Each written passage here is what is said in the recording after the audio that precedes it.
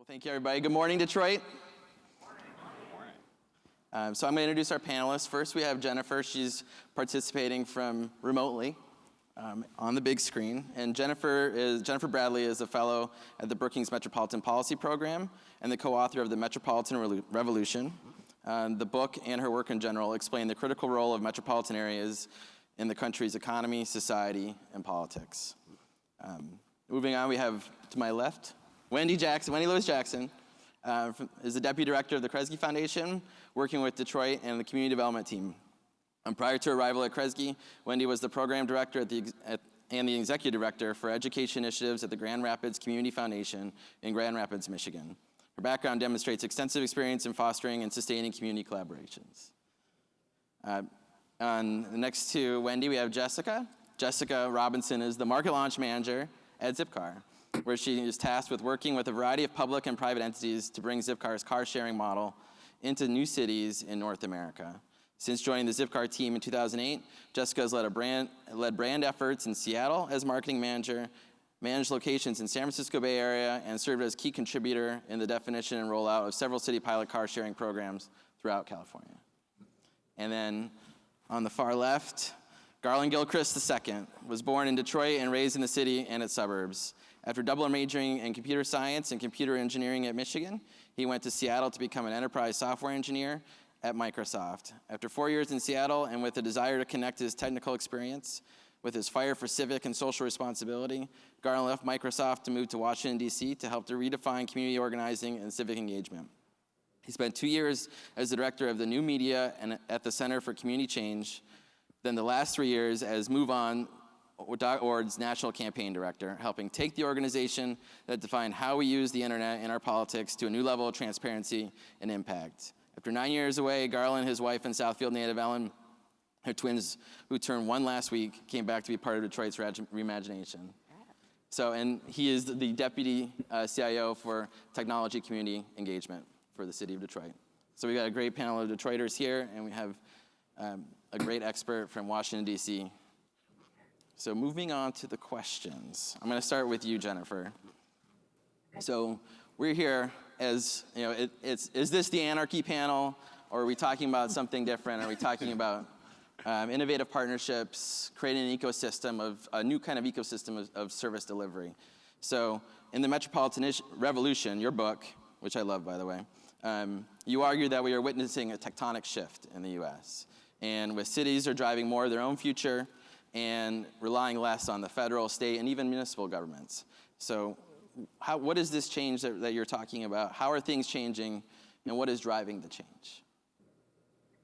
Thanks so much. I'm really sorry that I can't be there. Illness has kept me in DC, and I so wish I could be in Detroit in person, both because I absolutely love Detroit, and I would love to be able to sort of share the energy that emerges from important conferences like these.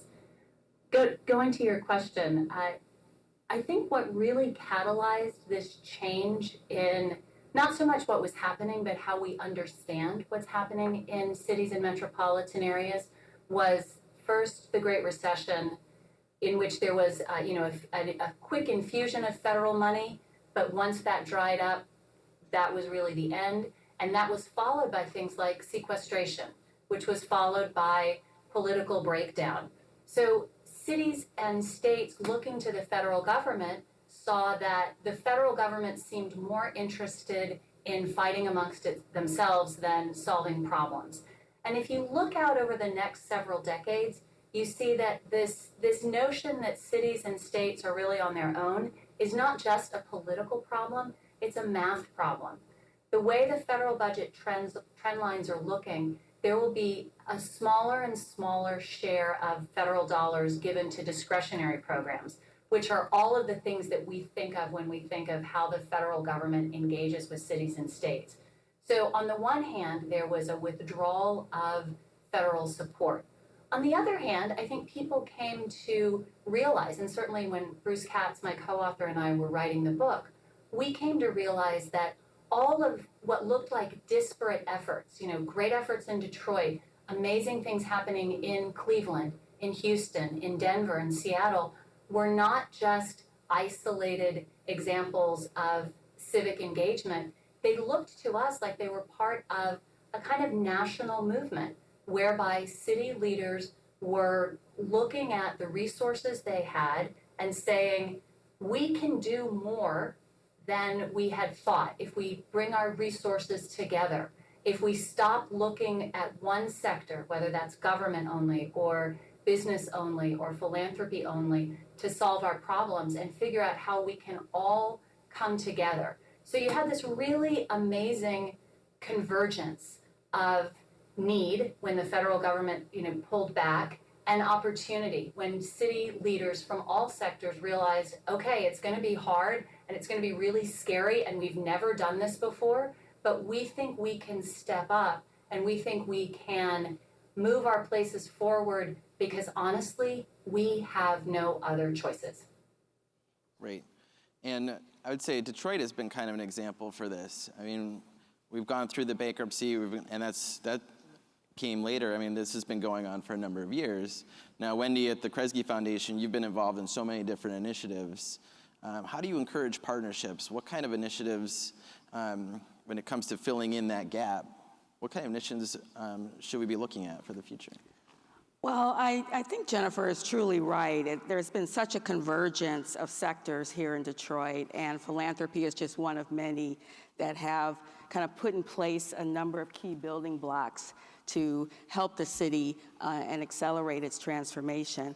But let me say, first of all, I am delighted to be here, and thank you for having me on the panel. And I do want to start by just kind of reinforcing what was shared yesterday by Rip Rapson around the fact that this is truly Detroit's moment, and that we're a city that is kind of really poised right now to take our moonshot, and we're changing dramatically everything at once. I mean, the scale is quite breathtaking, and hopefully some of you have had a chance to kind of experience that during your time here at the conference. So the city is changing all at once, and as a result, philanthropy, the sector that I work in primarily, had to rise to that level of challenge. And because of the economic, social, cultural, physical conditions of the city, it truly demanded, in many ways, a different kind of philanthropy, a philanthropy that had to move beyond just filling simple gaps. And the stakes were just way too high for business as usual. So in the last 6 years, there have been an unprecedented set of public and private partnerships, many of which have been fueled by philanthropy, that have enabled Detroit to kind of cement the conditions for rebirth. And you heard many of those projects yesterday from Rip, so I won't kind of go into detail and repeat that. But at our foundation, we have been engaged primarily around kind of 6 key roles that really kind of guide our engagement in the city. And we're just one of a dozen funders who are working in this space. Many of our partners are in the audience today from other foundations that are working really in concert. And I think that is what is most unique about the role of philanthropy here in Detroit, is that it is very much a collaborative process, all working to change the trajectory of the city. And in many ways, we all came together and decided that we weren't going to lose a great American city on our watch. And so you have seen just a succession of mainly physical transformation projects, from the work on the riverfront all the way to what we're experiencing in this part of the city with the resurgence of downtown and midtown. And increasingly, the next frontier will be the work in our neighborhoods. So I'll kind of stop there, and I'm sure I'll come back to some of those projects and partnerships. Awesome. So Jessica, you've worked in a number of different cities. So when it comes to Zipcar is a private entity, but you're in the transportation sector, and that's traditionally a public arena. So when it comes to choosing where to work, how do you guys do that? Do you do it with the city? And what is the role of the city in your overall process? That's a great question, and thanks everyone for joining us this morning. What I thought I would do, Chris, if I could, is take 2 seconds to go through what Zipcar is for folks here this morning that might not actually know what our service is. So we're a membership-based car-sharing organization that gives our members access to wheels when they want them. So these are Zipcar-owned vehicles, but our members are actually doing the driving. And what happens is you join online and you become a member, and from there it's self-service. You reserve online, you go to vehicles that are parked in and around your neighborhoods, you let yourself in, you do your own driving, and then gas and insurance are always included. So this is a technology-empowered self-service transportation model.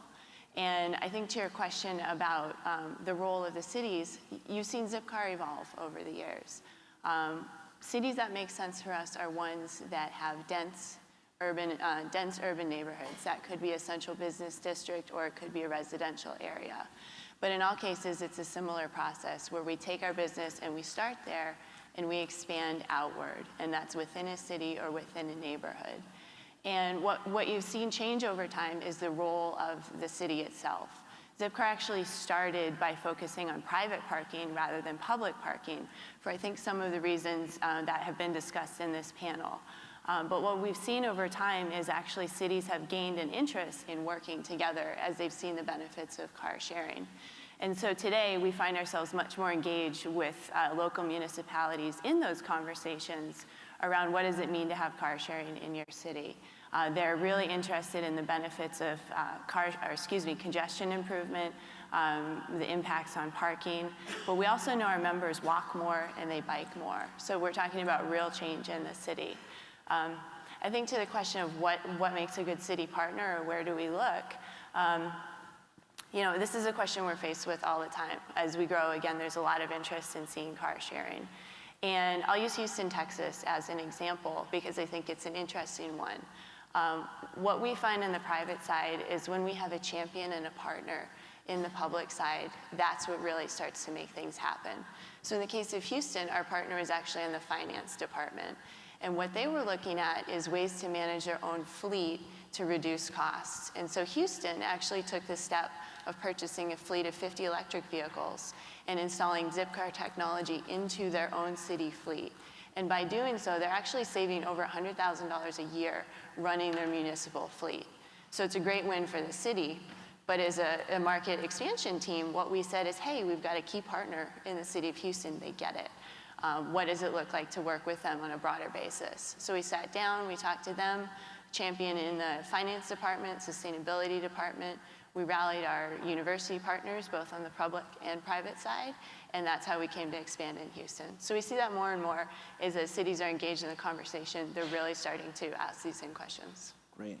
Well, continuing the theme of partnerships and working with the city. So Garlin, you're in the city every day, and you've got a huge focus on innovation. So I guess to start, what does innovation mean to you? Well, thank you, Chris, first of all, for having me on this panel. I'm so delighted to be here and to welcome so many bright, big, huge brains to Detroit to think about all the interesting challenges that we are overcoming here and that cities are facing all across the world. So, when I think about innovation, Chris, I really think about it, a friend put it well. He said, innovation is doing something that is new, different, and better. What we're trying to think about in Detroit is how do we reimagine a city that is new, different, and better than how we approach urbanism in the past.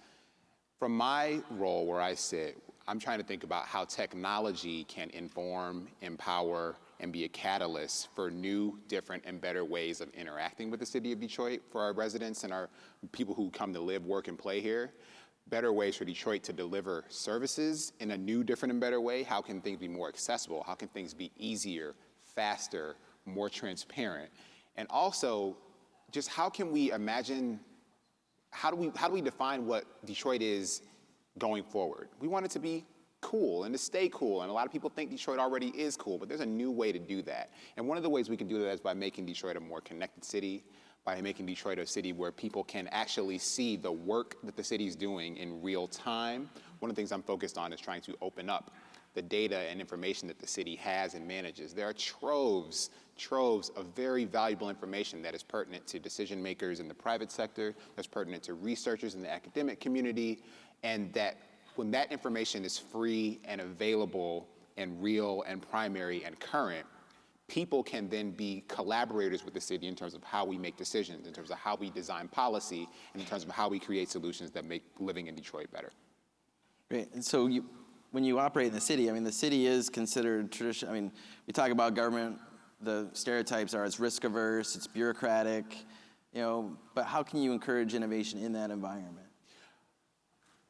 I think that Detroit has a very interesting creative streak. So when we talk about being risk averse, and as the government is in general, I think specifically we have a pretty bold administration in place right now. And we had to be bold because we had to rise to big challenges. There are so many, the whole cadre of issues that we're dealing with, whether it is things related to public safety, things related to blight, things related to crippled infrastructure that we're trying to deal with.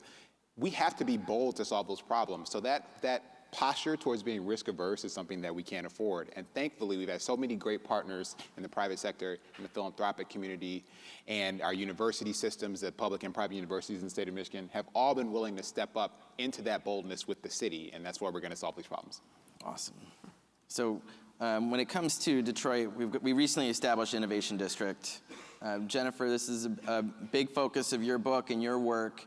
What is the Innovation District? Can you talk about the advantages of it, and what makes it different? I think if you go back to what Garlin was just saying about innovation as something that's new, different, and better, innovation districts add the word intentional to that. Innovation districts are basically designated parts of a city where innovation assets are concentrated. So in Detroit, that's, as people know, it's this kind of Woodward corridor connecting downtown and midtown. It's where the N1 rail line that Kresge has really led the way on is sort of the spine of the Innovation District. You've got College for Creative Studies, you've got Wayne State, you've got a lot of great, you have the Tech Town Incubator, a lot of great institutions of innovation. And they're not just sitting there kind of trying to stay within their four walls. The purpose of an innovation district is to tell people there is something that we are hoping will come out of this district that's a little bit different than business as usual. We want people to get out. We want people to connect. We want people to take advantage of being in this space. So some of the other innovation districts we've seen, for example, in Barcelona, some things that are emerging in Boston, there's been a huge amount of focus on creating shared spaces or collaborative spaces or spaces for new kinds of programming. So it's not just buildings and businesses, but it's the spaces for interaction, it's the connectivity, the human connectivity, the networked connectivity. Those are some of the key assets that innovation districts have. What we're trying to do, or what people who are creating the innovation districts are trying to do, is recreate or increase the chances of those spontaneous kinds of connections. Two people running into each other, saying, "Oh, what are you working on?" "Well, I'm working on this." "Oh, yeah, well, I'm working on something similar.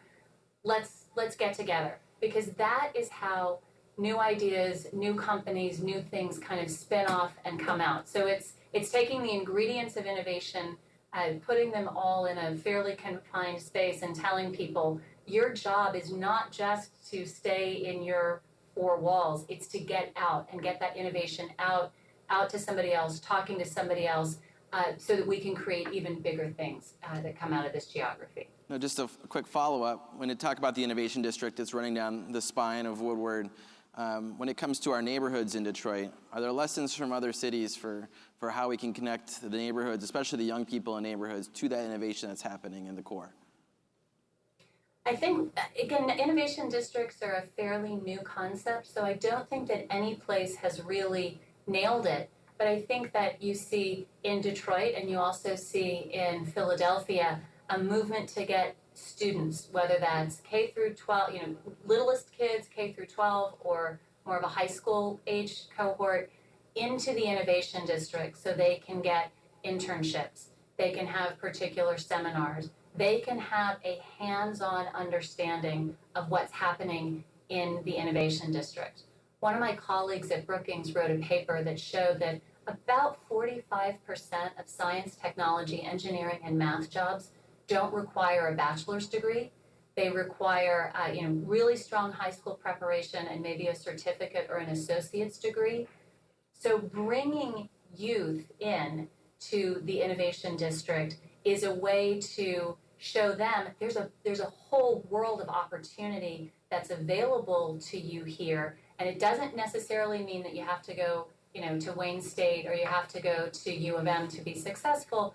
You can, stay at a technical high school, get a little bit of additional training, and be part of innovation. Innovation connects you as well. It's something that is for you as well. And we hope to see that kind of model extending out into Detroit and replicated across the country. Because if we don't connect to the neighborhoods and the benefits of the city, what could happen is just another version of a suburban office park that happens to be plonked down in the middle of a city grid. And that would be such a missed opportunity. So I know that people in Detroit are working really hard to make sure that that doesn't happen, that there is that deep connection between the Innovation District and, this whole cadre of innovators who live throughout the city and the region.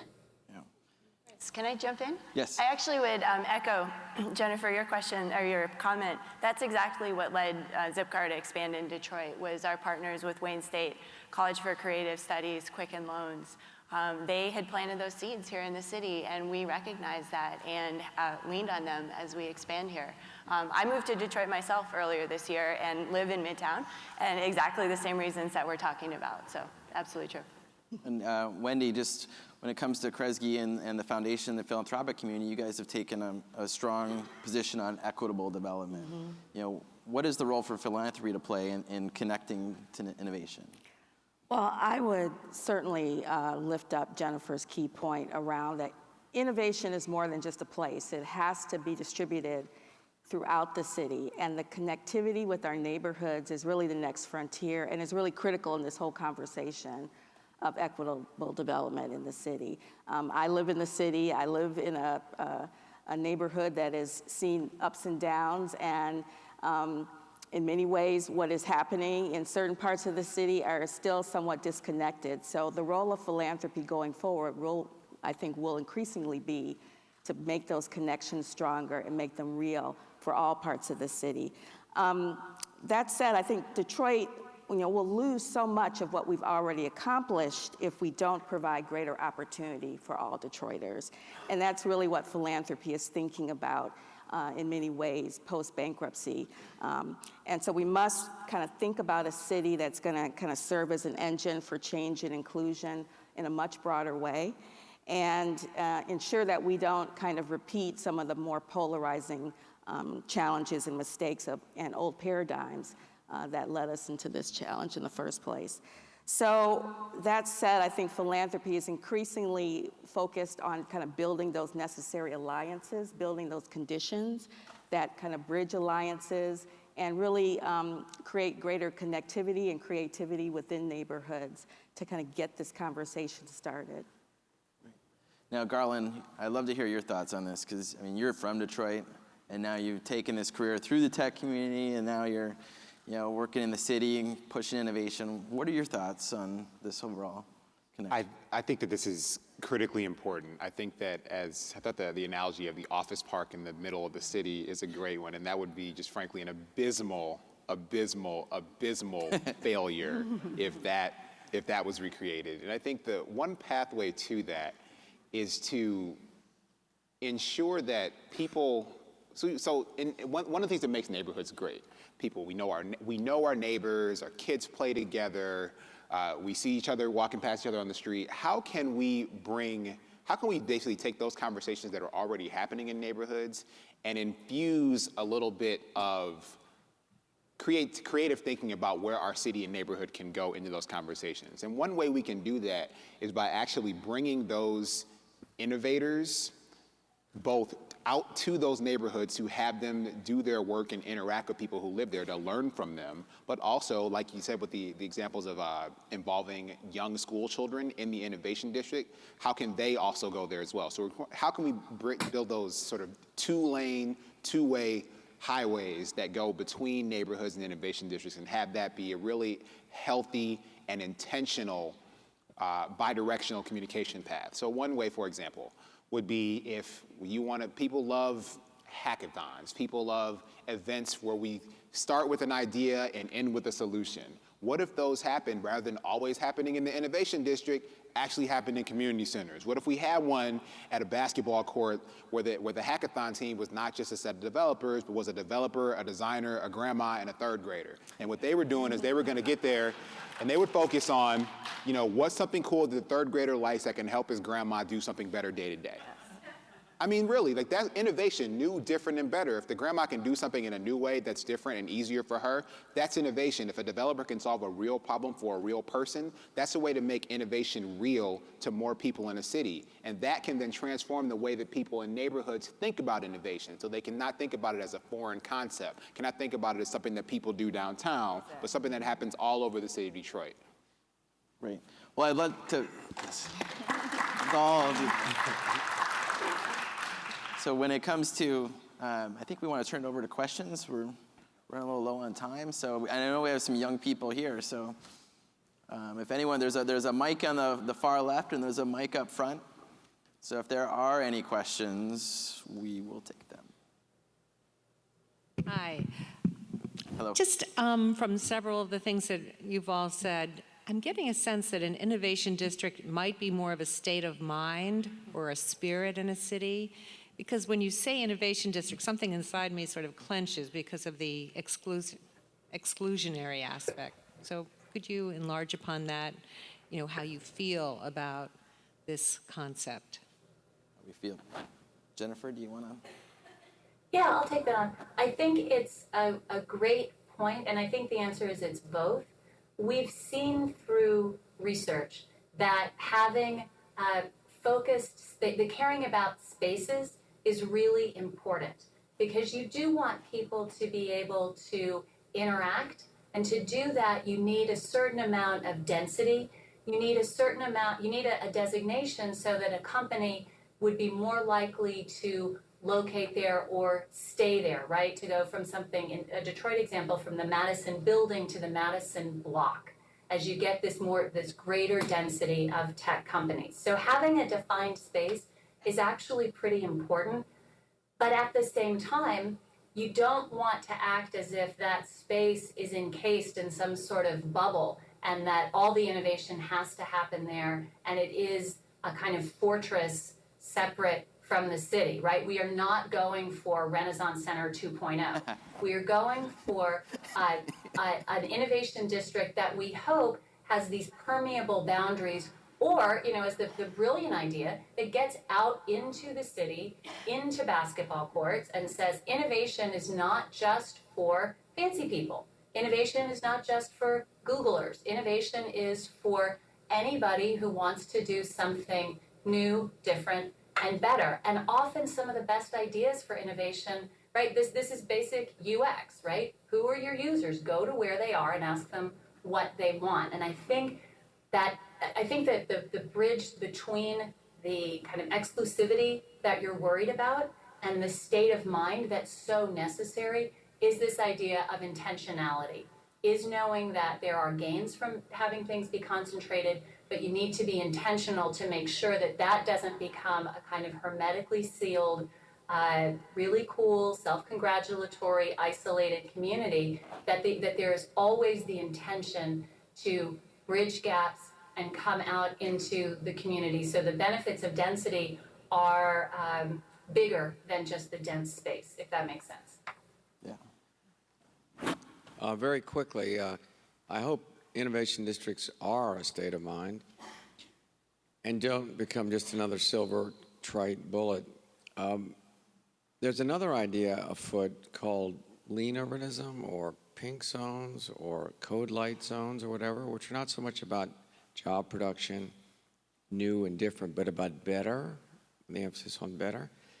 And that is where there are relaxed codes so that small developments, or small as possible, not just innovation and startups, companies and entrepreneurs, but where you can build housing without an elevator if you have 3 or more units, where you don't have to have off-street parking, where many of the other sort of encrusted regulations that were built up when we were, before the meltdown, that small developers simply can't afford the environmental impact statement. We need sort of these pink zones or code light zones where people can build housing and other things. It's not about new manufacturing or new clever, apps or whatever. It's about the ability to build cities the way we used to build cities, 2 or 3 buildings at a time, 8, 10 dwelling units, without going through endless regulations. It's happening by default in Detroit already.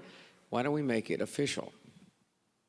With some, not innovate, in addition to innovation zones, code light zones.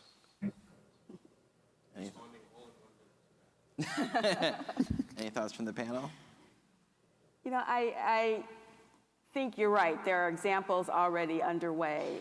And the great thing about the work right now in Detroit is that there is kind of room to experiment and to try these different examples. So, but I do think, to Jennifer's point, we have to start thinking more and be more intentional about how to plan this in a way that kind of captures and activates the creativity that we see in neighborhoods, but doesn't get too rooted in bureaucracy and some of the old thinking of the past. Awesome. Well, let's give it up for the panel.